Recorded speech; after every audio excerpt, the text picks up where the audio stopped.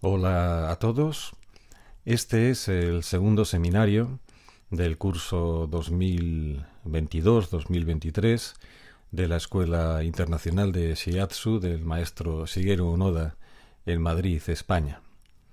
En este seminario y en el próximo, que tendrá lugar en el mes de marzo, vamos a revisar los mecanismos fisiológicos de acción del Shiatsu.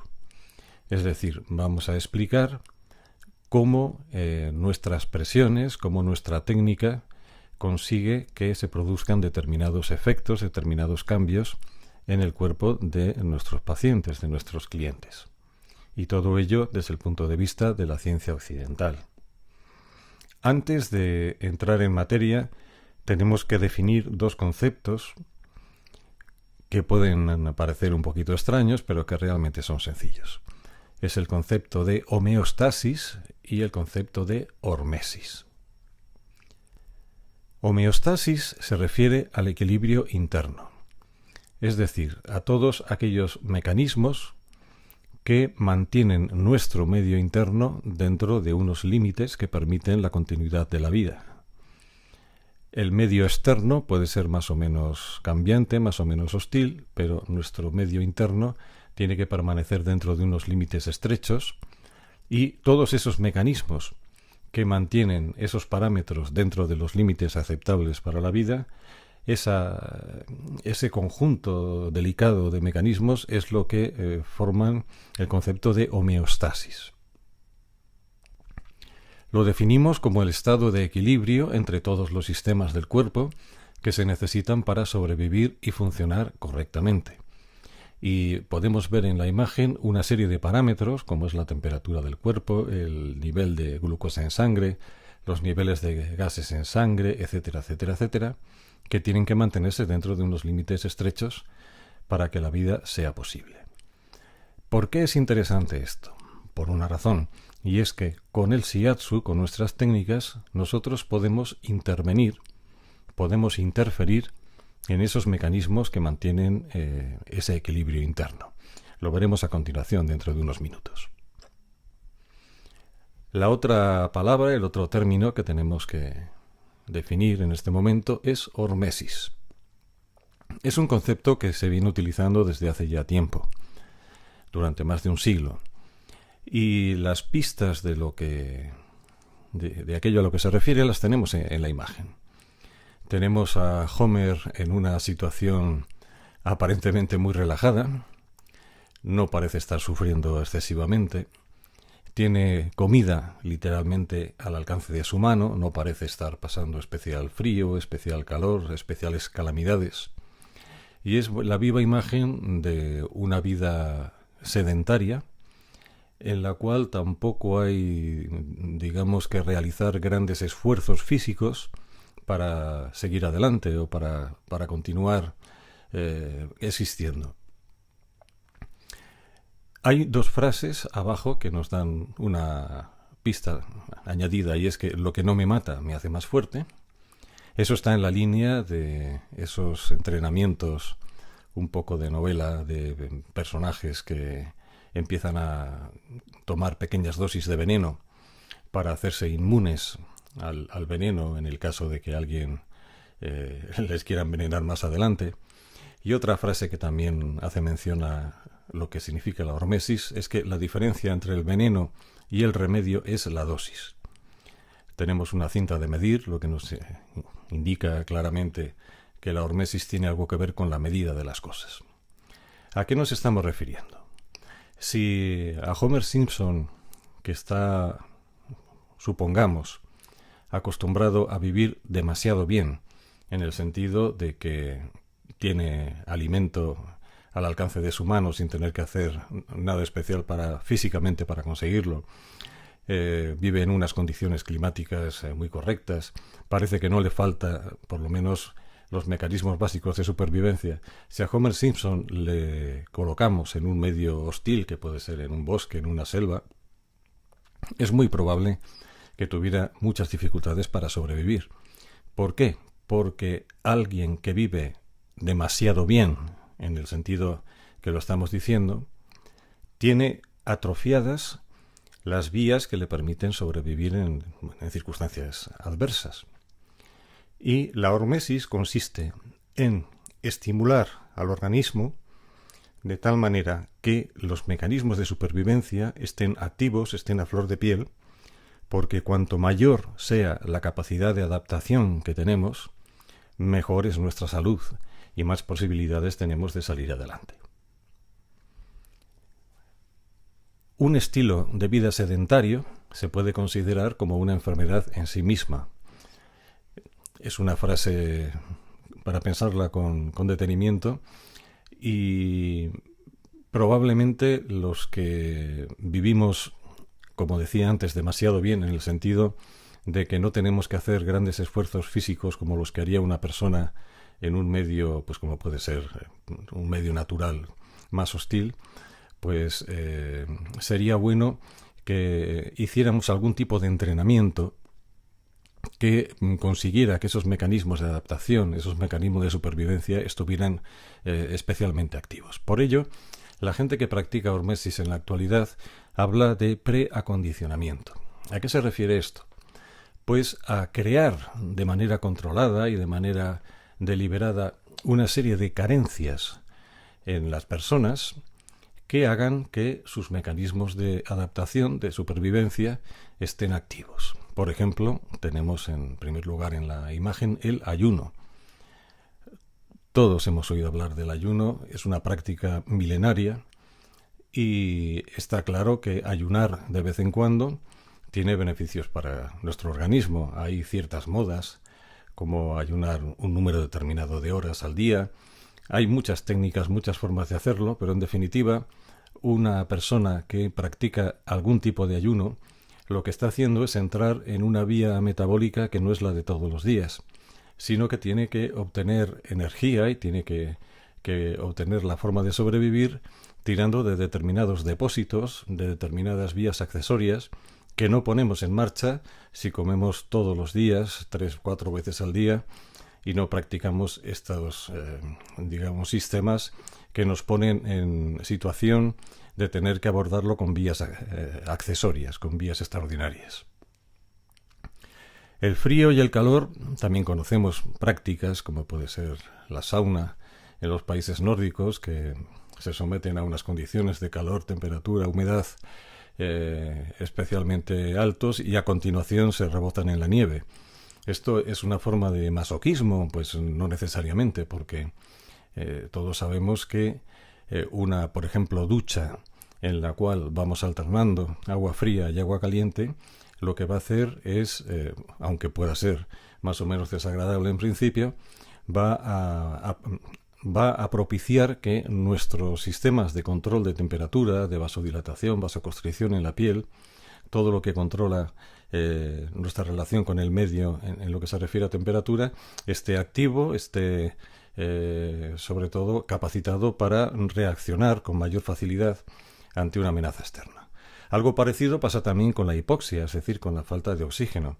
Hay personas que lo que hacen es someterse deliberadamente a una falta de oxígeno, haciendo algunas técnicas de respiración para ello, y lo que se pretende con esto es que nuestro organismo se acostumbre a esas carencias, porque un organismo que sea capaz de adaptarse con mayor facilidad a las variaciones del medio externo va a ser un organismo con más posibilidades de supervivencia y con una mejor salud.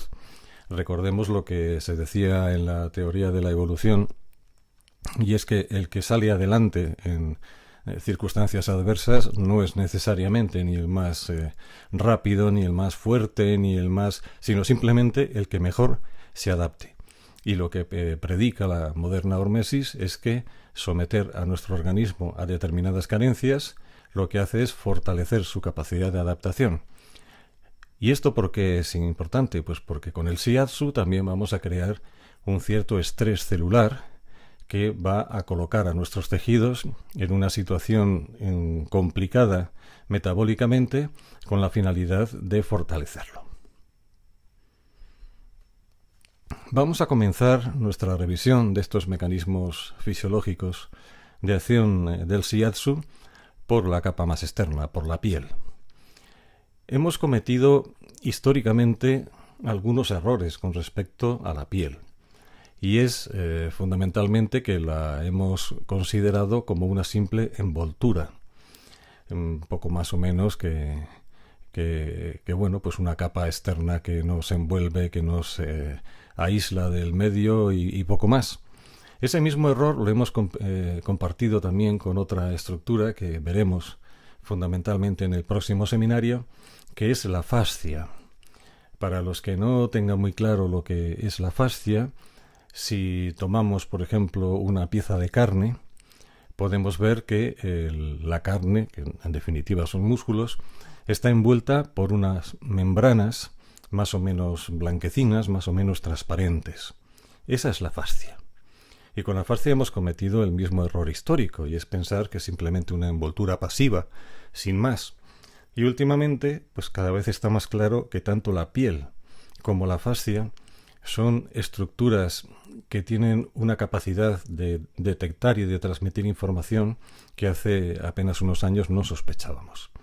La fascia tiene una trama neurológica que es capaz de detectar y de enviar señales a distancia que no sospechábamos hace unos años. Y con la piel pasa lo mismo.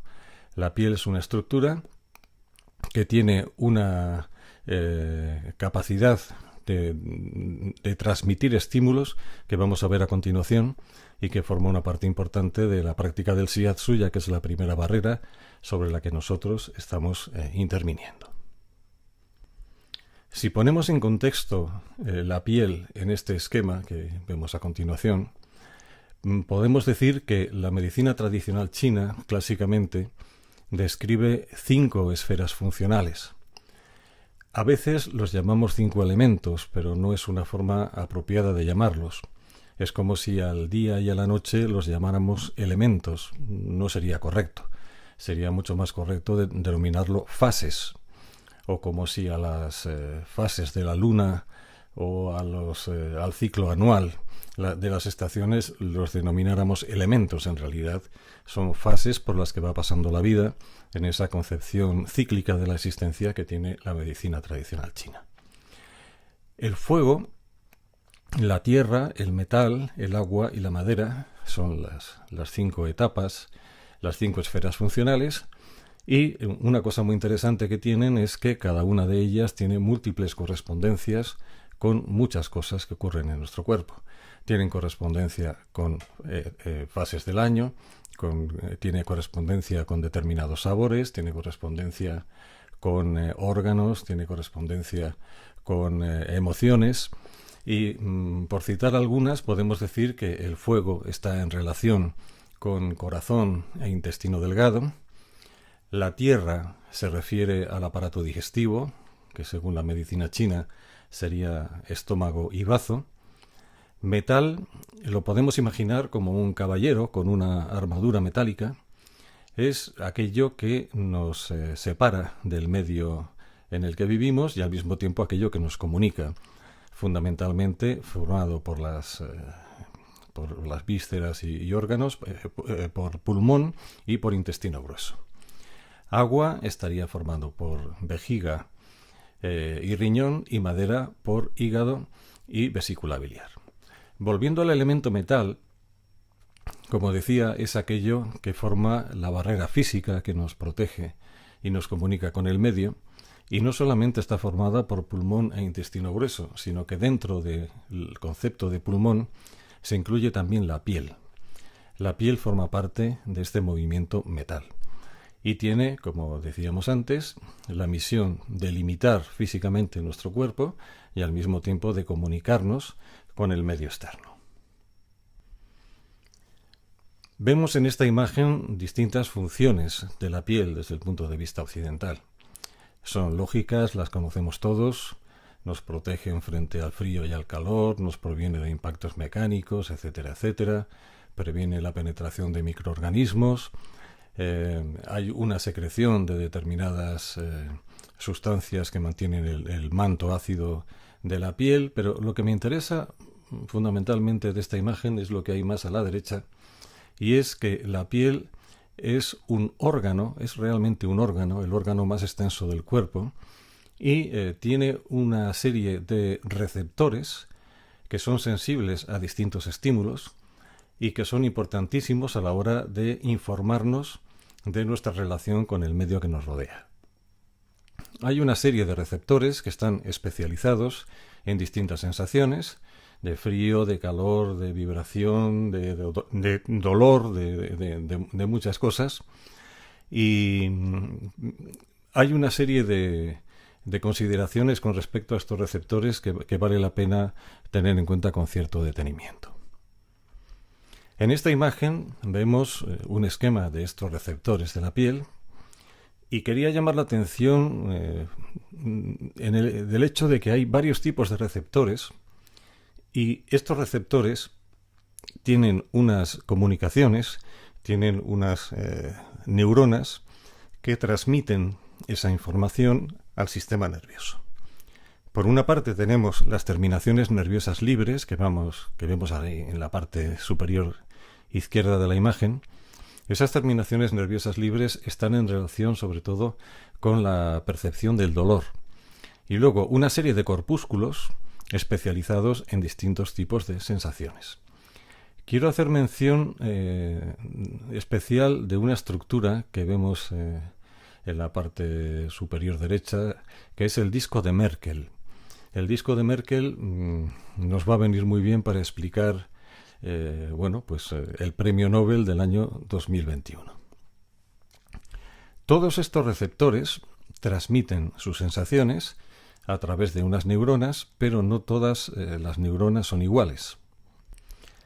Hay neuronas o hay axones que están recubiertos por una película, por un envoltorio de una sustancia que se llama mielina. Si vemos en la parte superior derecha, tenemos una neurona y el axón de la neurona está recubierto por esa proteína, por esa mielina. Mientras que la que está inmediatamente debajo no está recubierto por la mielina. Y esto tiene, desde el punto de vista fisiológico, una repercusión importante que vamos a ver a continuación. Las fibras que están recubiertas por mielina conducen a una mayor velocidad el impulso que aquellas que no están recubiertas por mielina. Las que no están recubiertas por mielina son las que veíamos hace un momento como terminaciones libres que transmiten la sensación de dolor. Y la importancia reside en un hecho, y es que las fibras que sí que tienen mielina, que son las del resto de receptores, van a conducir a una mayor velocidad y las fibras que transmiten la sensación de dolor, al no estar recubiertas por mielina, van a conducir a una menor velocidad. En este esquema vemos una tabla en la que aparecen distintos receptores de distintas sensaciones y a la derecha tenemos la velocidad de conducción de cada una de esas fibras. Vemos arriba unas fibras tipo A que se corresponden con la transmisión de impulsos de tacto, presión y vibración que transmiten a una velocidad de entre 33 y 75 metros por segundo. Vemos otras inmediatamente debajo, también tipo A, que transmiten entre 3 y 30 metros por segundo. Abajo del todo, las fibras que transmiten la sensación de estiramiento de nuestros músculos y nuestros tendones también viaja a 80 a 120 metros por segundo. Y si nos fijamos, vemos que las fibras que tenemos en amarillo que transmiten la sensación de dolor, que son las fibras tipo C, transmiten apenas a 0,5 o 2 metros por segundo. Pues esto tiene una importancia notable a la hora de acceder a técnicas que digamos que pasan por la piel. Y es que tanto las fibras tipo A como las fibras tipo C llegan a la médula espinal y la función es que a partir de la médula espinal esos estímulos viajen hasta el sistema nervioso central, porque nosotros vamos a ser conscientes de todas esas sensaciones de dolor o de presión o de temperatura si el cerebro recibe esa información. Si esa información no llegara al cerebro, pues sencillamente no tendríamos conciencia de eso que está ocurriendo. ¿Y qué ocurre? Pues que las fibras tipo A, que son las que corresponden a los estímulos no dolorosos, como viajan a mayor velocidad, si se encuentran con las fibras tipo C, que transmiten los estímulos dolorosos, se produce un mecanismo muy interesante que se llama teoría de la compuerta o control gate, y es que el estímulo no doloroso bloquea el paso del estímulo doloroso hacia el cerebro. Hay un ejemplo muy fácil de comprender. Si nosotros nos damos un golpe, lo primero que vamos a hacer de manera instintiva es frotarnos la zona dolorida, la zona que nos hemos golpeado. ¿Y eso por qué? Porque nos va a aliviar el dolor. En este caso tendríamos dos estímulos. El estímulo doloroso, nos hemos dado el golpe, con el estímulo no doloroso, que es el hecho de tocarnos, frotarnos la piel. Y en este caso, como decía hace un momento, el estímulo no doloroso, es decir, el hecho de frotarme, bloquea el paso del dolor hacia el sistema nervioso central. Y por eso se produce un alivio del dolor.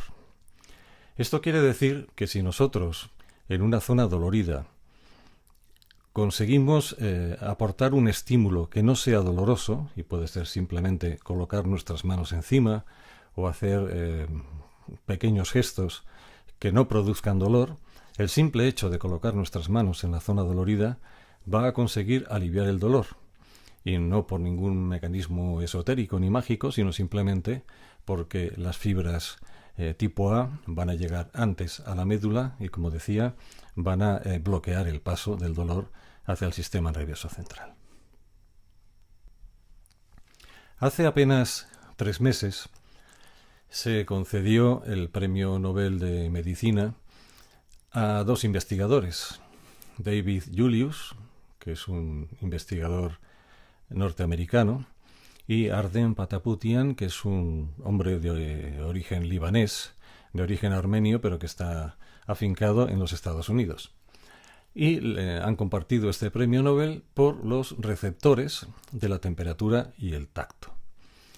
Y dice en este texto que han permitido entender cómo el calor, el frío y la fuerza mecánica pueden generar impulsos nerviosos que permiten percibir el mundo. Desde siempre hemos sabido o hemos sospechado que hay receptores, o tenía que haber receptores sensibles al calor o sensibles al frío, o receptores que eran sensibles a pequeñas fuerzas mecánicas. Lo que no sabíamos hasta que se ha concedido este premio Nobel es cuáles son los receptores específicos que se encargan de todas estas funciones. David Julius estaba investigando sobre los mecanismos por los cuales actúa la capsaicina.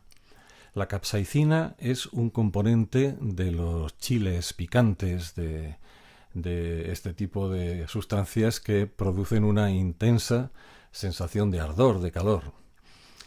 Y Julius descubrió un receptor que se ha denominado TRPV1, que es sensible al calor, pero no solamente es sensible al calor, sino a determinadas sustancias que, aunque no están calientes, producen esa intensa sensación de calor. Y por otra parte, tanto David Julius como Ardem Pataputian estaban trabajando sobre cómo se transmitía la sensación, por ejemplo, del mentol, que es una materia que todos sabemos que tiene una naturaleza fresca, fría. Y descubren que hay un receptor, el TRPM8, que no solamente reacciona ante el frío, sino que también reacciona ante sustancias, como es el caso del mentol, que consiguen encajar con esos receptores y transmitir una sensación de frío, aunque realmente físicamente no están frías. Y por otra parte, Pataputian estaba también trabajando sobre unos mecanotransductores. ¿Qué quiere decir esto? Pues son unos elementos que lo que hacen es convertir un estímulo mecánico en un estímulo eléctrico. y hasta ahora no se sabía que estos mecanotransductores existieran, y ese es el gran avance que ha habido en esta investigación. Y estos receptores los han denominado piezo 1 y piezo 2. En esta imagen vemos cómo funcionan estos receptores piezo 1 y piezo 2.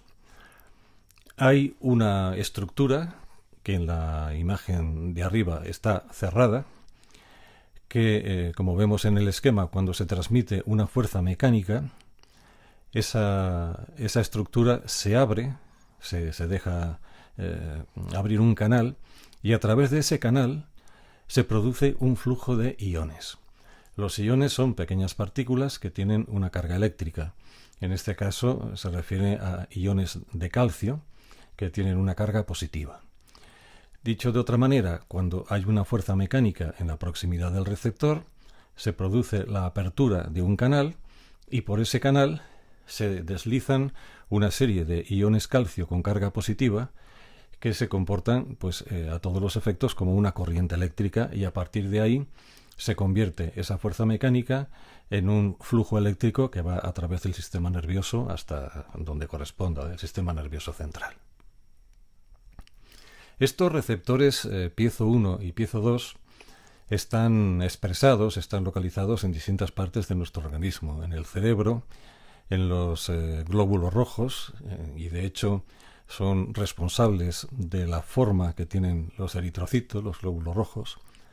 Están también en el pulmón y son sensibles a la distensión que se produce en el ciclo respiratorio, en el tracto gastrointestinal, y son sensibles a las distensiones y los movimientos de nuestro intestino, en el tracto urinario, y por ejemplo son los responsables de que tengamos la sensación de que tenemos que orinar, es decir, cuando la vejiga se llena, son estos receptores los que crean la corriente eléctrica que informa a nuestro organismo de que necesitamos orinar.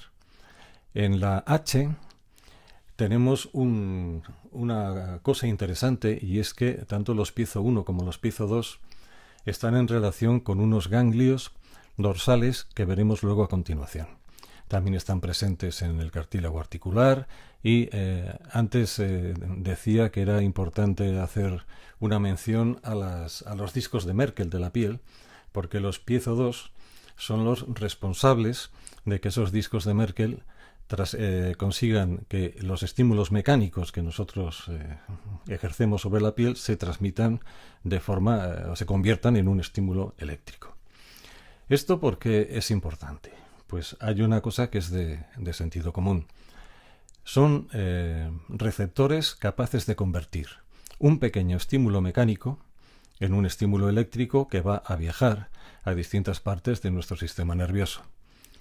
Si son capaces de convertir en una corriente eléctrica pequeñas distensiones a nivel del pulmón, a nivel de tracto gastrointestinal o a nivel de tracto urinario, ¿cómo no van a ser capaces de reaccionar frente a lo que nosotros hacemos, que son fuerzas de decenas de kilogramos por centímetro cuadrado ejercidas en la piel, que es uno de los lugares en los que residen estos receptores, concretamente los piezo 2 en los discos de Merkel. Es decir, que nosotros cuando practicamos Shiatsu, por sentido común, es obligado que nosotros estamos haciendo un estímulo, estamos ejerciendo un estímulo sobre estos receptores, y de alguna manera estamos mandando algún tipo de mensaje en forma de corriente eléctrica a determinados lugares de nuestro sistema nervioso. ¿Existe en este momento algún estudio que yo conozca que asegure que esto es así en el Shiatsu? No, pero lo digo como una cuestión simplemente de sentido común. Si nosotros actuamos sobre la piel y somos capaces de ejercer unas fuerzas muy superiores a lo que se estila en otros órganos, en otros ámbitos, es seguro que en nuestro trabajo y es seguro que en nuestras presiones tiene que haber algún tipo de participación, al menos de los discos de Merkel y al menos de los piezo 2. ¿Qué consecuencias puede tener este premio Nobel de 2021? Pues por una parte explican una pequeña parte de la fitoterapia china, al menos en dos sentidos. Siempre ha sido llamativo para los que estudiábamos fitoterapia china que hubiera materias que, sin estar calientes, produjeran sensación de calor y materias que, sin estar frías, tuvieran el resultado de producir una sensación de frío. Ahora ya sabemos por qué es, porque estos receptores, tanto los TRPV1 como los TRPM8, son receptores que no solamente son sensibles al frío y al calor como sí mismos, sino también a una serie de materias que encajan en el receptor y que, sin estar calientes o estar frías, producen el mismo efecto que produciría el frío o el calor. Y luego, por otra parte, en la piel siempre ha habido, desde el punto de vista médico, una cierta reticencia, una cierta suspicacia en el hecho de que cuando nosotros aplicamos un medicamento, una crema, una pomada, a través de la piel, tradicionalmente ha habido una cierta desconfianza sobre el comportamiento de esas materias, porque siempre hemos pensado que la piel como superficie de absorción no era especialmente buena. Y sin embargo, ahora esto está cambiando y esto va a cambiar, porque nosotros antes siempre hemos pensado que cuando tú aplicabas una crema antiinflamatoria, esa crema se absorbía a través de la piel, de alguna manera llegaba a la sangre, y una vez que llegaba a la sangre, a través de la sangre llegaba ya al, digamos, el tejido diana donde tenía que actuar. Y una de las cosas características de la fitoterapia china es que es muy frecuente encontrar una serie de preparados que se aplican a través de la piel. Luego comentaremos algunos.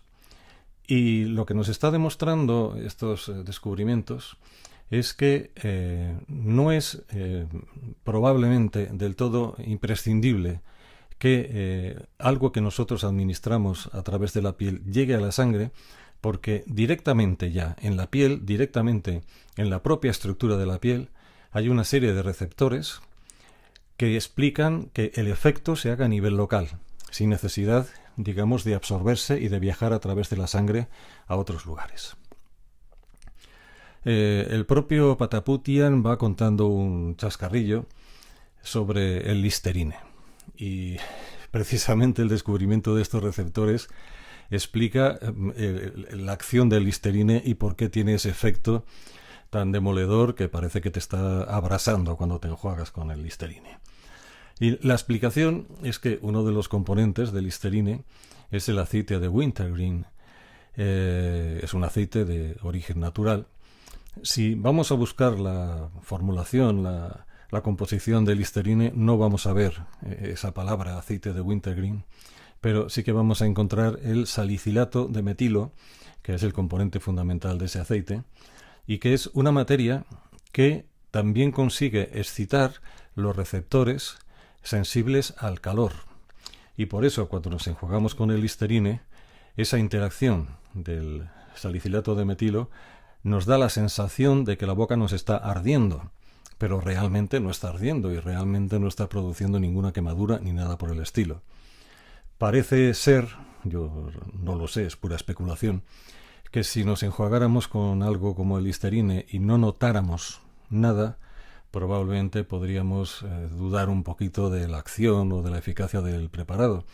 Mientras que si te enjuagas con algo y tienes esa sensación tan intensa de que la boca está ocurriendo algo tremendo, demoledor, pues parece como que aquello es más eficaz, como que aquello está en la línea de que lo que pica cura. Y en realidad esa sensación tan intensa no es porque haya una batalla campal con los microbios de la boca ni nada por el estilo, sino simplemente pues por una interacción de este aceite con los receptores TRPV1. Otra de las cosas que se han visto con los receptores sensibles al frío es que están en relación con la sequedad de los ojos, o lo contrario, con el hecho de que los ojos lloren especialmente cuando te expones a un ambiente frío. Hay muchas personas que unas tienen los ojos especialmente secos y luego hay otras que les ocurre lo contrario, y es que en cuanto salen a la calle en un ambiente frío, enseguida empiezan a llorar de una forma exagerada. Bueno, pues todo esto está en relación con los receptores de RPM8, que no solamente perciben la sensación de frío, sino que por un mecanismo reflejo regulan la cantidad de lágrima que se produce como consecuencia de ese estímulo. Probablemente, no lo sé, en un tiempo no muy largo, pues pueda haber algún tipo de medicamento, algún tipo de solución que actúe sobre esos receptores, tanto en el caso del ojo seco como de lo contrario. Los receptores, sobre todo los piezo 1 y piezo 2, regulan el tacto, nuestros órganos internos, la vejiga, y hay un tema interesante con respecto a la presión arterial, porque parece ser que algunos casos de hipertensión, especialmente difíciles de controlar y de tratar, se deben a alteraciones de los receptores piezo 1 y piezo 2, con lo cual podría ocurrir que en un plazo no muy largo aparezca algún medicamento que consiga controlar esas hipertensiones rebeldes actuando sobre ese tipo de receptores.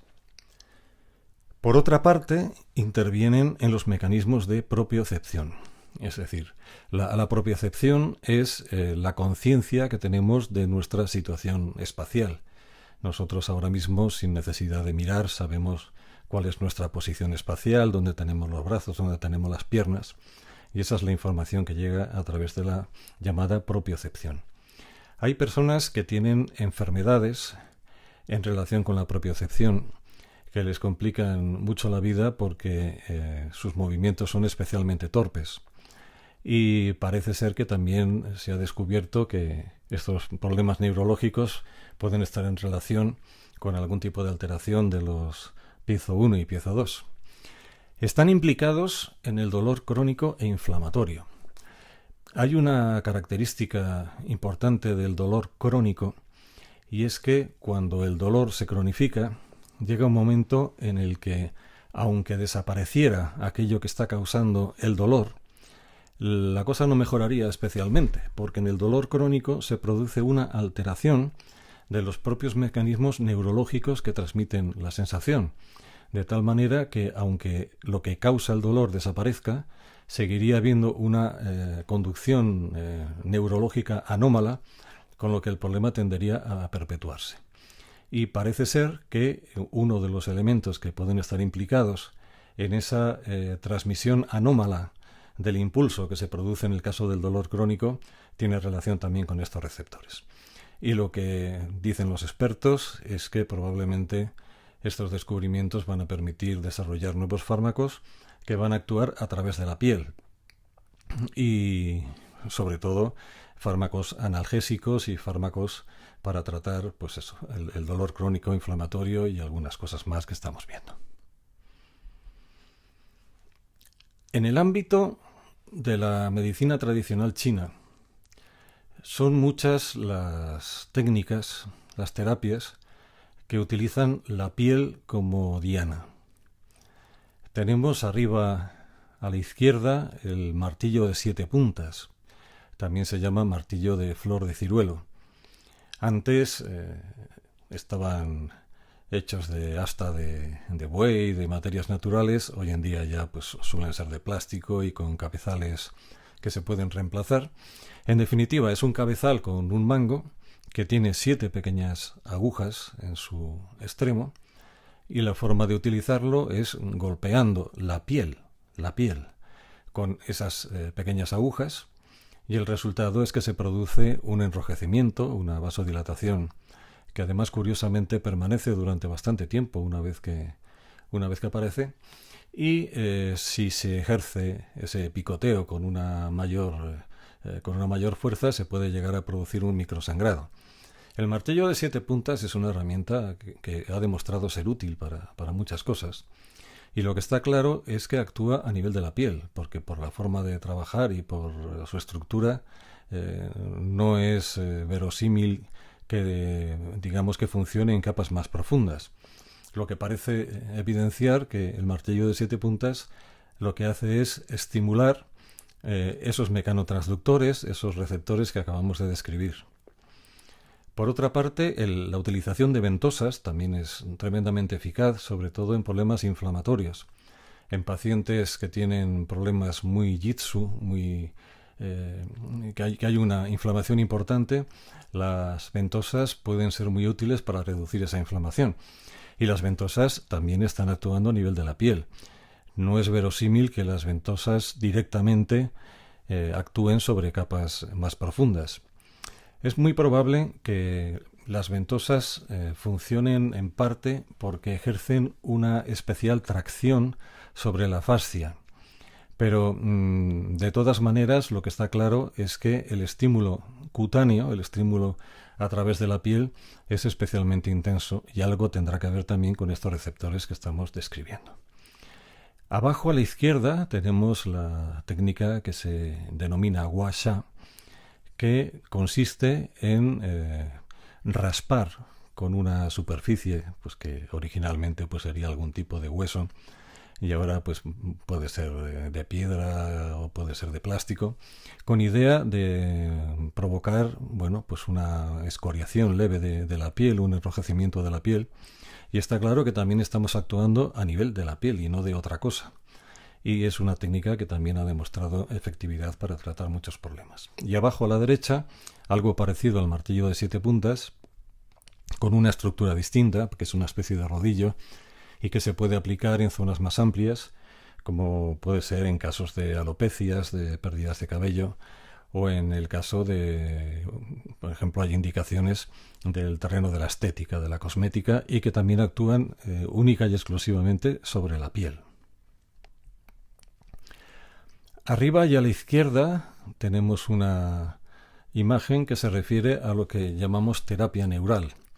La terapia neural consiste en inyectar mínimas cantidades de un anestésico local, de procaína, a concentraciones bajas del 0,5%, y ese anestésico se puede inyectar en muchas estructuras más o menos profundas, pero hay una muy clásica que es en la propia piel, en el propio espesor de la piel.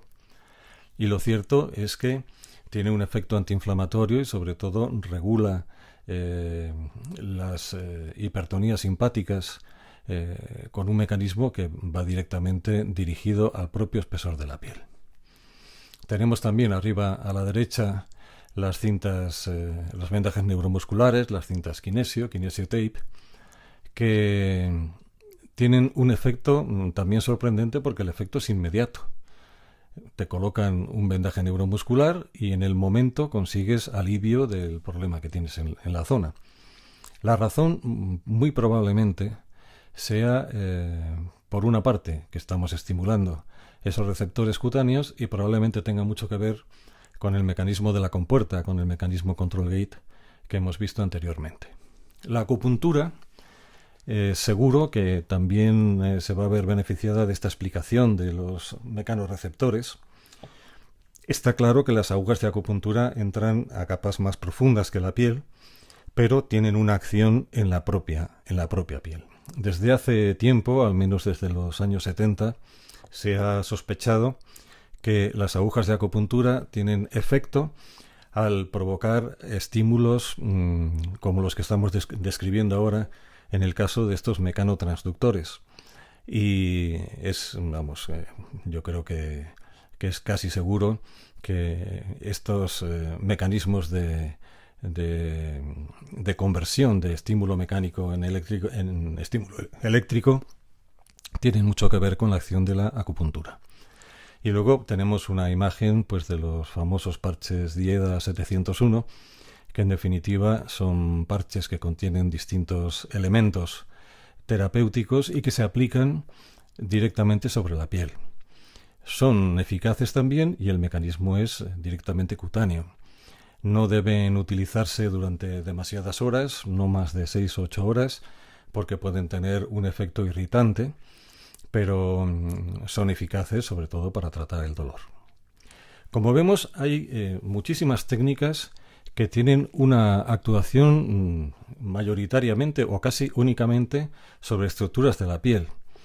Y además tienen la virtud de que actuando sobre la piel conseguimos al mismo tiempo tratar problemas que no son la piel, sino problemas musculares, incluso problemas viscerales. Y la duda que se plantea en este caso es cómo es posible que trabajando directamente sobre la piel consigamos efectos sobre músculo, sobre hueso, sobre vísceras, sobre órganos. ¿Cuál es la conexión? ¿Cuál es el nexo que hay entre la piel y estas otras estructuras, digamos, más internas? Pues para solucionar esta duda, este problema, no tenemos más que analizar una estructura muy sencilla que son los nervios espinales. Somos vertebrados. Y algo que compartimos con la mayoría de los vertebrados es que tenemos un esqueleto en el cual hay una serie de vértebras y en cada nivel vertebral tiene lugar el nacimiento de unas raíces nerviosas que van a parar a otras zonas de nuestro cuerpo. En nuestro caso hay 31 pares de nervios espinales, es decir, 31 pares de nervios que salen relacionados con cada vértebra, con cada nivel vertebral. Si nos fijamos en esta imagen, en donde está la letra B, hay un plexo, que es el plexo braquial, es decir, que los nervios que van a parar a nuestras extremidades superiores salen de la médula a los niveles vertebrales correspondientes, pero luego se entrelazan unos con otros, forman un plexo y a partir de ahí salen los nervios correspondientes que van a los brazos. Y otro tanto ocurre en la zona lumbar y en la zona sacra.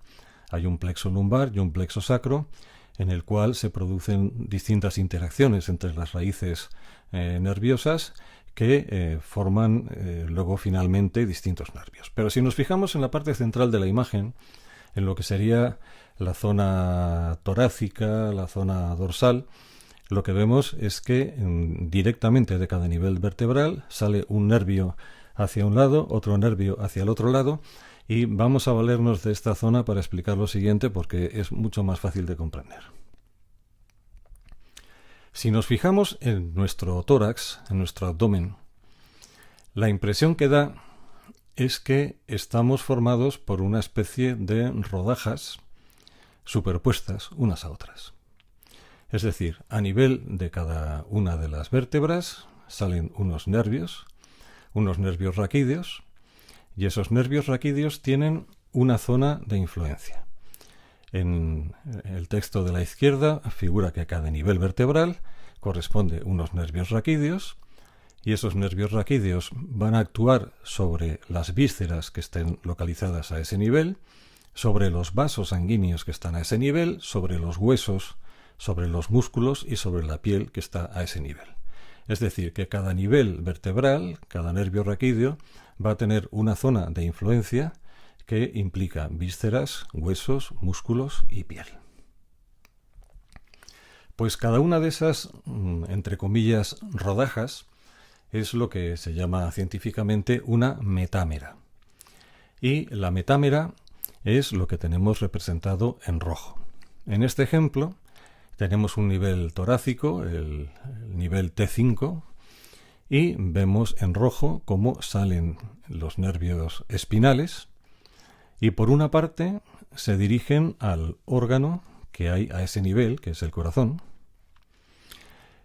Sigue el trayecto del nervio y va a parar a la pared torácica, a las costillas que hay en esa zona y a los músculos intercostales que hay en esa zona, y posteriormente a una zona determinada de piel, y todo eso está bajo el control, bajo el dominio de la misma rama del nervio espinal. Hablando con propiedad, diríamos que las vísceras que están afectadas por ese nivel metamérico es lo que se llama enterotoma o viscerotoma. Los huesos que están afectados se llamarían esclerotoma, los músculos miotoma, y la zona de piel que está bajo el control de ese nervio se llamaría dermatoma. Hay un detalle interesante, y es que si os fijáis en el dermatoma y luego en el esclerotoma y en el miotoma hay un pequeño desplazamiento, es decir, no es literalmente la piel que está encima de los músculos intercostales y de la costilla la que está bajo el control de esa rama, de ese nervio raquídeo, sino que digamos que hay un pequeño decalaje, hay una pequeña distancia. Y eso ocurre porque durante el proceso de crecimiento se produce un cierto desplazamiento de la piel con respecto a las estructuras originales. Y claro, aquí tenemos ya la explicación de por qué, si nosotros actuamos sobre una determinada zona de piel, es decir, sobre un dermatoma, vamos a tener también en relación con esa zona de piel músculo, hueso, incluso órganos. Y es que esa estructura, ese nervio espinal, mantiene esa relación, mantiene esa conexión en toda nuestra vida y en toda nuestra vida adulta. Y aunque sea un poco contraintuitivo, parece que lo que esperamos ver o entender es que es la médula la que manda la información al corazón, la que manda la información a los músculos, la que manda la información a la piel. Y nos resulta un poco más extraño entender el proceso contrario, es decir, que desde la piel podamos mandar impulsos que van al músculo, digamos, en dirección contraria, por decirlo de alguna manera, pero realmente es así, por una razón. Porque las fibras motoras y las fibras sensitivas no son motoras o sensitivas puras, sino que dentro de las fibras motoras hay fibras sensitivas y dentro de las fibras sensitivas hay fibras motoras en muchas ocasiones, lo que significa que el impulso se puede transmitir igual desde el sistema nervioso hacia la piel que desde la piel hacia el sistema nervioso o hacia músculos o hacia los órganos. Ya tenemos ahí la explicación anatómica, neurológica de la conexión entre la piel y las distintas estructuras. La posición anatómica que nosotros manejamos a la hora de explicar el cuerpo humano es la que vemos en la figura de la izquierda. Lo que tenemos en el centro y en la derecha son esquemas de los dermatomas, es decir, de las zonas de piel que corresponden o que están afectadas por cada una de las raíces nerviosas. Es un poco equívoco ver las cosas así en esta posición anatómica, sobre todo cuando vemos los brazos o vemos las extremidades inferiores, pero hay que tener en cuenta que la posición en la que mejor se entiende todo este asunto no es exactamente la posición anatómica, sino esta, un poco más incómoda. Si nosotros nos colocáramos en esta posición, entonces veríamos con bastante más claridad cómo existe una correlación entre los niveles vertebrales y las distintas ramas, en este caso los dermatomas, que van a parar a los brazos, a las piernas y sobre todo, porque son mucho más visibles, a la zona torácica y la zona abdominal. Aquí tenemos un esquema del nervio raquídeo y vemos como de la médula salen dos raíces, una raíz anterior y una raíz posterior, y se forma ese nervio que va a recorrer, en este caso sería digamos el trayecto de nuestras costillas, va a dar una serie de ramas musculares, una serie de ramas cutáneas, y de todo este esquema me gustaría llamar la atención sobre dos cosas. Y es que la rama posterior tiene a continuación un ganglio espinal. No lo puedo señalar yo aquí en la presentación, pero si os fijáis en la rama posterior hay un ganglio espinal y un poco más a la izquierda del ganglio espinal aparece una rama que figura como ramus dorsalis. Es la rama dorsal del nervio raquídeo. Quedaros con esta rama, quedaros con esta idea, porque esta rama, en la imagen pone exactamente ramus dorsalis, esta rama es la que va a transmitir nuestra información, la información de nuestras presiones, en los puntos yuketsu.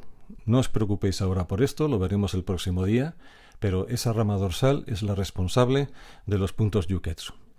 Y luego veréis también que hay un ganglio simpático que está colocado en vertical. Ese ganglio simpático es el que nos va a permitir la conexión con las vísceras. El sistema nervioso autónomo, tanto simpático como parasimpático, lo veremos el próximo día, pero ahora sencillamente quedaros con la imagen tanto del ramo dorsal como de ese ganglio simpático. Lo vemos mejor en esta otra ilustración, en la que vemos cómo hay una serie de fibras nerviosas que van a parar a un ganglio que es el ganglio simpático, y del ganglio simpático, en este caso, van a parar al intestino. Esto es lo que nos demuestra que existe una conexión entre no solamente la médula, el nervio raquídeo, los músculos, etcétera, etcétera, sino también la conexión que existe con las vísceras, insisto, a través de los ganglios simpáticos. Esto lo veremos el próximo día con más detalle. No quiero dejar de mencionar, hablando de piel, una técnica también nuestra muy interesante, que es el kogao. Es una técnica de shiatsu, pero ya entrando en el mundo de la estética, que consiste en una técnica de estiramiento facial que podemos estudiar aquí en la escuela.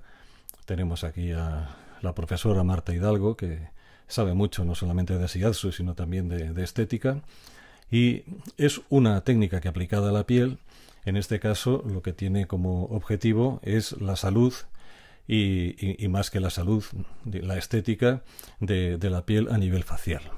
Lo podemos estudiar tanto a nivel básico como a nivel profesional en la propia escuela. Vamos con otro tema interesante. Decíamos al principio que con el shiatsu podemos intervenir en los mecanismos que controlan nuestro medio interno. Y el caso más claro es el del seno carotidio. En esta imagen que vemos aquí hemos eliminado las capas musculares, el esternocleido, occipito mastoideo, y estamos exponiendo directamente la arteria carótida. La parte inferior es la carótida primitiva, que luego se divide en arteria carótida interna y carótida externa. Bueno, pues justo a nivel de esa división está el seno carotidio, que es una estructura que se encarga de regular la presión arterial. El seno carotidio está formado por una serie de elementos que son sensibles a la presión. ¿A qué presión? Pues a la presión de la columna de sangre, a la presión sanguínea. Por eso nos dicen que cuando nosotros trabajamos la zona cervical lateral tenemos que ser especialmente cuidadosos con esta zona, porque si presionamos excesivamente esa estructura, pues nuestro cliente puede tener problemas. ¿Qué ocurre? El seno carotidio es sensible a la presión de la sangre. Si la presión sanguínea está elevada, el seno carotidio transmite una serie de informaciones al sistema nervioso central, y el sistema nervioso central dice, bueno, hay que disminuir esta presión arterial. Y entonces la corrección que se realiza es, por una parte, dilatar los vasos sanguíneos para que esa presión caiga, o enlentecer el ritmo cardíaco con la misma finalidad. Entonces, si nosotros presionamos con nuestros dedos el seno carotidio, nuestra presión va a hacer creer al seno carotidio que la presión de la columna sanguínea es especialmente alta. Y entonces se va a producir una caída de tensión arterial que puede hacer que esa persona pues tenga un síncope, una pérdida de conciencia. Este hecho tan sencillo nos demuestra que efectivamente el shiatsu puede interferir con los mecanismos de control y con los mecanismos que se encargan de estabilizar nuestro medio interno. Y esta es una prueba de las más sencillas que podamos imaginar. Aunque hace 3 meses que se otorgó el premio Nobel, ya en algunas ilustraciones aparece la mención de los piezo 1 y piezo 2 como partes integrantes de este mecanismo de control. Es decir, que están involucrados en este control de la presión arterial y veis a la derecha los dos grandes mecanismos por los que se produce el ajuste, que uno es la vasoconstricción o dilatación de los vasos sanguíneos y el otro es la actuación sobre la frecuencia cardíaca. Otro mecanismo, bien sencillo también. Tenemos una representación de músculo, del tendón y de la inserción del tendón en un determinado hueso. Bueno, pues en esa zona de transición que va de músculo a tendón a hueso, en esa zona se encuentra el órgano tendinoso de Golgi, que es un sensor que es sensible al grado de distensión, al grado de tensión que tiene esa estructura. Y luego en el propio músculo están los llamados husos musculares, que tienen exactamente la misma función, pero en pleno vientre muscular. Estas estructuras se encargan de monitorizar el grado de tensión, de distensión que hay en músculos y tendones, y, igual que pasaba con el ejemplo de antes, se van a producir correcciones que van a hacer que esa tensión aumente, disminuya en función de nuestros movimientos, de nuestra postura, de que sea un músculo agonista, antagonista, etcétera, etcétera, etcétera. ¿Y aquí qué va a ocurrir? Pues exactamente lo mismo. Si nosotros presionamos con nuestros dedos en los vientres musculares o en esa zona de transición músculo, tendón, hueso, podemos hacer creer al sistema que existe una gran tensión muscular y por lo tanto la decisión que puede tomar el sistema es decir, bueno, hay que relajar. Hay que tener cuidado a la hora de hacer las presiones porque si nos pasamos y producimos dolor, el dolor va a tener un efecto contrario porque va a producir un espasmo muscular. Así que es importante que la presión que nosotros ejerzamos no llegue a ese umbral de dolor flanco porque conseguiríamos precisamente el efecto contrario.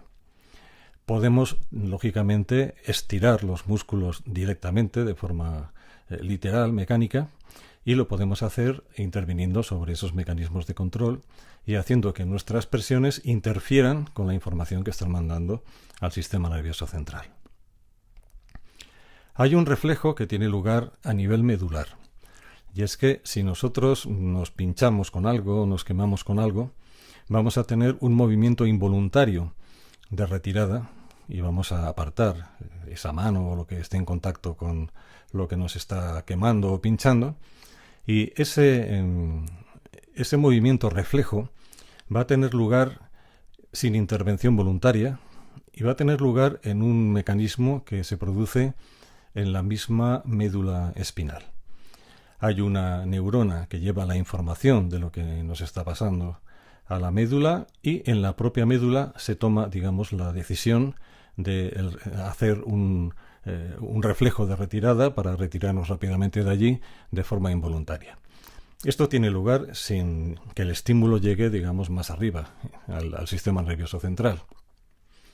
Pero en realidad los ajustes de tono muscular, se realizan, digamos, en instancias mucho más evolucionadas en nuestro propio sistema nervioso central, a nivel de cerebelo, que tiene una función importantísima de coordinación, y a nivel de varios núcleos que, bueno, no vienen ahora a cuento, pero tened en cuenta que en todas esas decisiones de variar el tono muscular, nosotros podemos interferir con nuestras propias presiones, engañando, entre comillas, la lectura que hacen estos receptores especializados.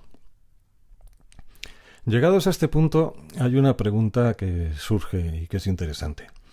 ¿Realmente estos mecanismos que controlan, por ejemplo, el grado de tensión muscular que tenemos en cada uno de nuestros músculos de nuestro cuerpo, realmente es una maquinaria tan perfecta como parece? Es decir, es cierto que nuestro sistema nervioso manda en cada momento el estímulo adecuado a cada uno de nuestros músculos, de tal manera que, dependiendo de nuestra posición, de nuestro movimiento, etcétera, etcétera, etcétera, cada músculo tiene el grado de tensión que debería tener. Pues la experiencia nos dice que no. Nos dice que esto realmente no es así. Y la prueba la tenemos en que en el momento en el que empezamos a trabajar sobre alguien, nos damos cuenta, o simplemente nosotros mismos, nos damos cuenta de que hay tensiones musculares, hay contracturas, hay problemas que no se han solucionado, que están ahí. Es decir, que algo ha fallado en esos mecanismos de ajuste porque hay en muchas ocasiones, sobre todo excesos de tensión, que parecen indicar que estos mecanismos de control no han sido todo lo eficaces o todo lo finos que deberían haber sido. Esto lo hemos visto en muchísimas ocasiones. Estos chavales, estos niños que van por la vida con su parche de piratas y, bueno, ¿qué hay detrás de todo esto? Pues hay un mecanismo cerebral que conviene conocer porque esto que le ocurre a este niño es lo mismo que nos ocurre a nosotros o que les ocurre a nuestros clientes cuando aparecen por la consulta con determinados problemas. En este caso, este niño con casi toda probabilidad tiene un problema en la vista, un problema de refracción, tiene probablemente una hipermetropía, que lo que significa es que el ojo es demasiado corto, el eje del ojo es demasiado corto y por lo tanto la imagen se forma detrás de la retina. Muchas veces es por inmadurez del ojo y por eso con el paso del tiempo hay algunos casos que se solucionan o que mejoran de forma importante. Cuando nosotros, personas normales, con vista normal, miramos un objeto lejano, nuestros ojos están paralelos y relajados, es decir, no tenemos que hacer un esfuerzo de enfoque para mirar un objeto que está a una cierta distancia. Si ese objeto se va acercando hacia nosotros, llega un momento en el que tenemos que empezar a enfocar, porque ese objeto ya se convierte en un objeto próximo. Y si ya le colocamos cerca de nuestra nariz, lo que va a ocurrir es que no solamente tenemos que enfocar, sino que tenemos que converger, es decir, tenemos que ponernos, hablando así, bizcos, porque el objeto ya no está a una distancia, digamos, que permita los ojos paralelos, sino que los ojos tienen que juntarse uno con otro, porque si no, no podríamos ver ese objeto que se acerca a nuestra nariz. Y nuestro cerebro sabe, de alguna manera, que cuando hay que hacer un determinado enfoque, al mismo tiempo hay que hacer una convergencia, hay que juntar los ojos, porque eso suele ir junto. ¿Y qué le pasa a estos chicos? Pues que tienen un problema de visión que les obliga a hacer ese enfoque en objetos lejanos. Y el cerebro de estos niños dice, si tengo que hacer ese enfoque, aunque sea en un objeto lejano, tengo que converger, es decir, tengo que juntar los ojos. ¿Y qué ocurre? Pues que cuando están mirando a cualquier elemento a cualquier distancia, estos niños lo que hacen es, pues tienen un estrabismo convergente, es decir, se vuelven bizcos. Y todo por un reflejo de su cerebro. Y a partir de aquí es donde viene el problema, porque de repente resulta que se forman dos imágenes simultáneas que tiene que procesar el cerebro. El cerebro ve doble. Y el cerebro no soporta ese hecho de ver doble, no es capaz de procesar esa información. Y entonces el cerebro toma una decisión muy curiosa, y es que como no puede procesar dos imágenes simultáneas, una de ellas la apaga. Y la apaga evitando que la señal que se forma en el ojo llegue hasta las zonas cerebrales que interpretan esa imagen. Es decir, dicho de otra manera, cuando el cerebro ve doble, uno de los ojos deja de transmitir su imagen al cerebro. Y se produce un mecanismo en el cual lo que se está alterando es la propia conducción nerviosa de ese estímulo al cerebro. Y claro, en una persona que está en crecimiento, si se atrofia esa vía óptica, eso luego es irrecuperable. Como esa persona crezca con el famoso ojo vago, el ojo amblíope, esa persona luego por muchas gafas que le pongas no va a ver, porque la forma de transmitirse ese impulso al cerebro está completamente atrofiada. Y por eso lo que hay que hacer es tapar el ojo bueno para que el ojo malo trabaje y para que la vía neurológica que transmite esa sensación al cerebro esté activa. Es decir, que el cerebro tiene una forma muy simpática de solucionar algunos problemas. Y es no solucionándolos, sino metiéndolos debajo de la alfombra. Y esto ocurre en muchas circunstancias y ocurre... Este es un caso, digamos, muy evidente, muy típico, el de los ojos de los niños, pero esto ocurre a muchos niveles y de muchas maneras. Esto es lo que explica que cuando nosotros tenemos un problema muscular, tenemos, por ejemplo, una contractura, nos hacemos un esguince cervical, y aquello no se soluciona en un tiempo razonable, llega un momento en que aquella zona deja de molestar, deja de doler. Y podemos interpretar ese hecho como que aquello se ha curado, aquello se ha solucionado. Y al cabo de tiempo, que puede ser años, viene alguien, venimos nosotros, como si a supractores, exploramos la zona y nos damos cuenta de que hay unas contracturas profundas, olvidadas, frías, metidas ahí al fondo, que no han sido solucionadas, pero es que ni siquiera duelen, porque el cerebro se ha desconectado de ellas. Por eso, cuando nosotros empezamos a trabajar con Shiatsu, es muy frecuente que nos vengan clientes con este tipo de problemas y que nos digan que desde que les estamos tratando están peor. ¿Por qué? Porque nosotros lo que hacemos es volver a dar vida a esos problemas que están ahí ocultos, volver a activar lesiones que estaban frías, olvidadas, metidas ahí al fondo, y en un primer paso lo que hacemos es volver a traer a la superficie, volver a traer a la realidad todas esas contracturas que hay, y luego ya, claro, con la intención y con la técnica para solucionarlo, pero en un primer tiempo se puede percibir como un empeoramiento, al menos aparente. Es decir, que con el Shiatsu lo que nosotros hacemos es marcar un terreno. Cuando nosotros trabajamos una determinada zona, le estamos diciendo a ese organismo y sobre todo a ese cerebro, le estamos diciendo que tiene un problema sin solucionar y que tiene que hacerse cargo del problema. Y lo que hacemos es resucitar ese problema para que entre su cerebro y nosotros consigamos solucionar aquello que ha quedado ahí latente, frío y olvidado. Actuamos como una especie de despertador de ese tipo de lesiones y conseguimos activar esas lesiones antiguas para traerlos a otro nivel y poderlas solucionar. Dicho de otra manera, el Shiatsu lo que va a provocar, y lo vamos a ver ahora a continuación, es un estrés en nuestros tejidos y los va a sacar de esa zona de confort en la que se establecen en algunas ocasiones, y lo que vamos a hacer es que esos tejidos se vean en la necesidad de poner en marcha sus mecanismos de supervivencia, que es lo que les va a proporcionar la salud de la que carecían hasta ese momento. Todos sabemos lo que es la inflamación, todos hemos tenido cosas inflamadas y sabemos que los 4 signos clásicos de la inflamación son el dolor, la zona está caliente, el tumor significa que aquello está más o menos hinchado y el rubor que está más o menos rojo.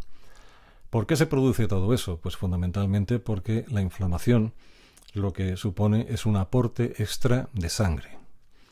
La inflamación en sí misma hay que entenderla como un mecanismo de reparación. Y las materias que van a reparar el daño van a llegar a través de la sangre. Por lo tanto, uno de los mecanismos básicos de la inflamación es el aporte extra de sangre, con idea de que las células, los mediadores químicos que van a solucionar el problema lleguen en cantidad suficiente. La inflamación aguda, es decir, aquella que tiene poco tiempo de evolución, es una señal de alarma y, como decía antes, un mecanismo de reparación. La inflamación crónica, que es aquella que tiene un tiempo de evolución más largo, es un problema en sí misma. Y cuántas personas conocemos que tienen problemas inflamatorios que les están incapacitando, y eso ya no es un mecanismo de reparación, eso ya es otra cosa, es un problema. Y dentro de esa inflamación crónica hay lo que llamamos inflamación de bajo grado, que es un tema muy interesante, a ver si lo podemos comentar el próximo día. Y es que en nuestro organismo se pueden producir pequeños procesos inflamatorios que pueden pasar desapercibidos porque son realmente casi indetectables. Esa inflamación de bajo grado está causada en muchas ocasiones por problemas emocionales, puede estar causada por dietas inadecuadas, por dietas proinflamatorias, puede estar causada por malos hábitos, por una serie de cosas, y es una inflamación que pasa desapercibida porque es realmente muy leve. Pero esa inflamación mantenida y mantenida y mantenida acaba produciendo problemas que se traducen en las grandes enfermedades que tenemos en el mundo este de locos que vivimos. No tiene nada que ver esta inflamación de bajo grado con lo que nosotros vamos a crear con el shiatsu. Con el shiatsu lo que nosotros vamos a hacer es producir una inflamación controlada, una inflamación leve, aguda, que hay que entenderla como una forma de dar el pistoletazo de salida a esos mecanismos de reparación. Pero la inflamación del shiatsu no tiene nada que ver ni con la inflamación crónica, ni mucho menos con la inflamación de bajo grado. Decimos que los mecanismos de reparación llegan a través de la sangre, que la inflamación supone un aporte extra de sangre y que el shiatsu provoca una inflamación controlada. Las características de la presión del shiatsu, esto deberíamos saberlo todos, pues son que la presión es perpendicular al plano, concentrada y sobre todo, muy importante, que tiene una fase de mantenimiento. La fase de mantenimiento es importantísima hasta el punto de que si un shiatsu practor o un estudiante consigue una buena fase de mantenimiento, va a ser un excelente terapeuta, casi con toda seguridad, pero aquellas personas que no consigan una buena fase de mantenimiento están perdiendo el tiempo miserablemente. La fase de mantenimiento es esencial en la práctica del shiatsu, porque en la fase de mantenimiento es en el momento en que se producen los cambios y sobre todo porque esa fase va a provocar lo que pone abajo una isquemia. ¿Qué es eso de la isquemia? Una isquemia es una falta relativa de sangre. Cuando nosotros tenemos una presión profunda mantenida, lo que hacemos es impedir durante apenas 1 segundo, 2, 3, 5 segundos, vamos a impedir la llegada normal de sangre a ese tejido. Y como consecuencia de esa falta de sangre se va a producir una hipoxia, es decir, un déficit relativo de oxígeno. A la derecha tenemos dos vías metabólicas, que son dos formas que tienen nuestros tejidos de obtener energía. Normalmente nosotros estamos en un metabolismo aerobio. Aerobio quiere decir en presencia de oxígeno. Y en ese caso lo que nosotros hacemos es obtener energía con glucosa en presencia de oxígeno. Es una vía metabólica muy rentable energéticamente. Si os fijáis en la cifra de abajo, no hace falta saber mucho más los detalles. Si la glucosa la transformamos en presencia de oxígeno, vamos a generar 38 unidades de energía, las que sean. Pero si vamos a la columna de la derecha y no tenemos oxígeno suficiente, entramos en el metabolismo que llamamos anaerobio.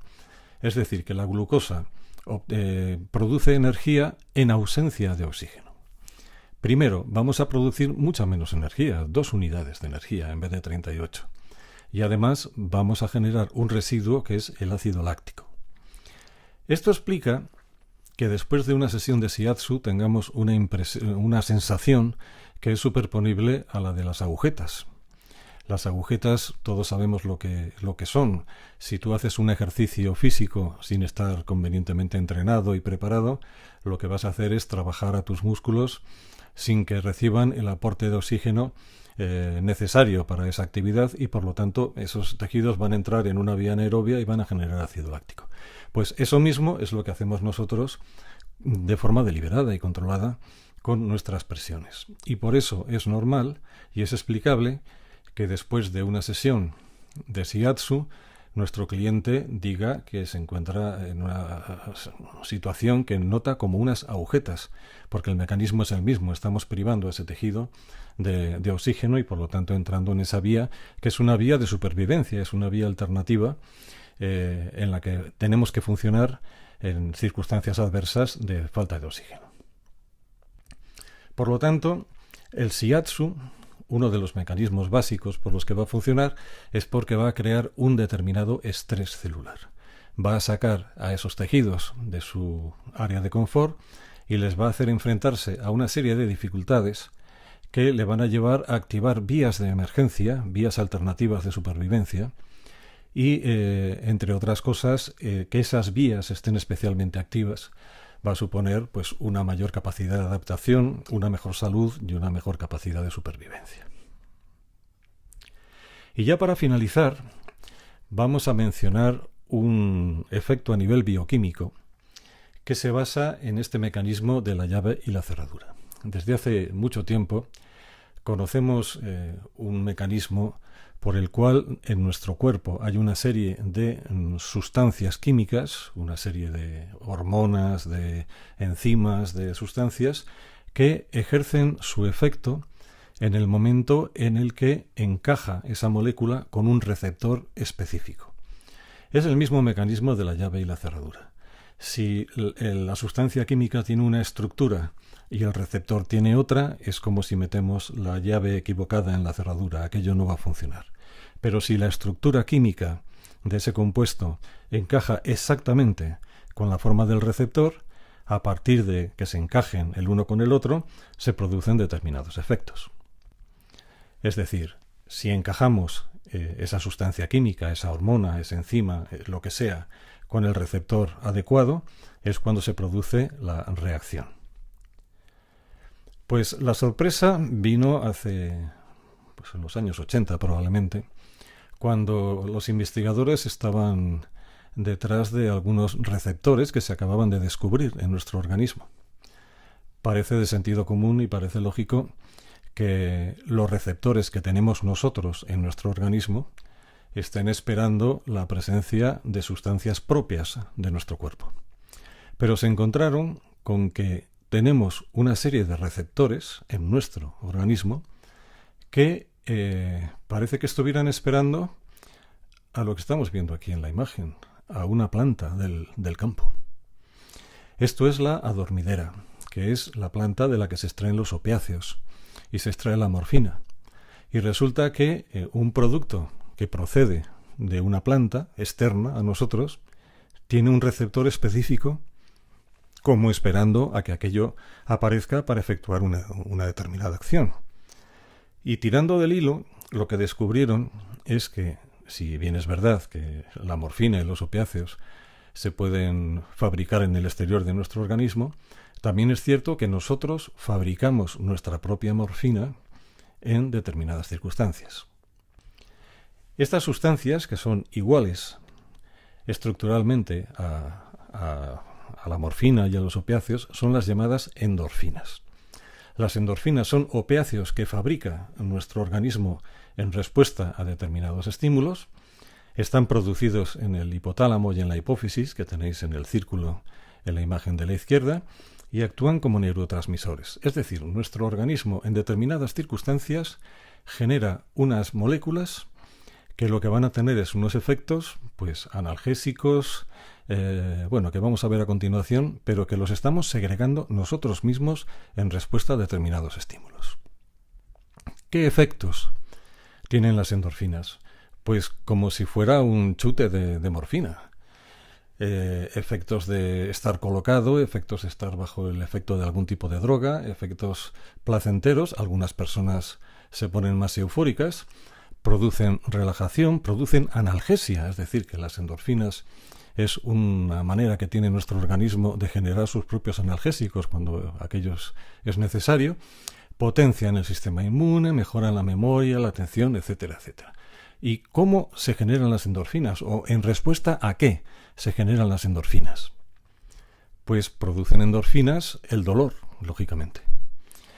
También el ejercicio físico. Hay personas que cuando realizan ejercicios físicos generan endorfinas. Esto depende de la bioquímica de cada uno. Hay personas que salen a correr y generan una cantidad importante de endorfinas y esto les da una sensación absolutamente placentera y les refuerzan la idea de volver a correr. Necesitan su dosis de endorfinas, igual que hay otras personas que salen a correr, no generan endorfinas, se cansan y dicen pues no vuelvo, dependiendo de que sean capaces más o menos de convertir el estímulo mecánico del ejercicio físico en endorfinas o no. Se han relacionado con el sexo, se han relacionado con el orgasmo, se han relacionado simplemente con el enamoramiento, también la presencia de endorfinas, con el chocolate, con la risa, con las relaciones sociales. La acupuntura también sabemos que segrega endorfinas. Y, por supuesto, segrega endorfinas el shiatsu. Y esta es la explicación de por qué nosotros mismos, cuando recibimos shiatsu, o nuestros clientes, cuando terminamos la sesión, se levantan de la camilla con una sensación, una especie de borrachera, como si estuvieran bajo los efectos de alguna droga, pero es que realmente están bajo los efectos de alguna droga, porque han generado su propia morfina, sus propias endorfinas, y están más o menos relajados, más o menos, incluso pueden estar mareados, pueden estar, pues eso, como si les han inyectado un bolo de morfina intravenosa. Y esta es otra de las maneras en las que actúa el shiatsu y otro de los mecanismos que explican cómo salen por la puerta algunos de nuestros clientes después de una buena sesión de shiatsu. Hasta aquí, no vamos a continuar con estos temas. El próximo día lo que veremos son los mecanismos que tienen que ver sobre todo con el sistema nervioso central. Veremos temas relacionados con el yin, con el yang, con el sistema nervioso autónomo. Explicaremos el sistema simpático, el parasimpático, en fin, una serie de cosas que yo creo que realmente son muy interesantes. Pero bueno, de momento yo creo que con esto es una buena sesión para ir entrando dentro de los mecanismos fisiológicos de acción del shiatsu. Si necesitáis cualquier aclaración, cualquier cosa, os dejo mi teléfono, mi WhatsApp. Mi mail es fsantamariablanco@gmail.com. Cualquier cosa que necesitéis, de explicaciones, de aclaraciones, de sugerencias, serán bien recibidas. Y bueno, espero que esto sea útil para todos. Y si todo va bien, continuamos el día 22 de marzo con el tercer seminario.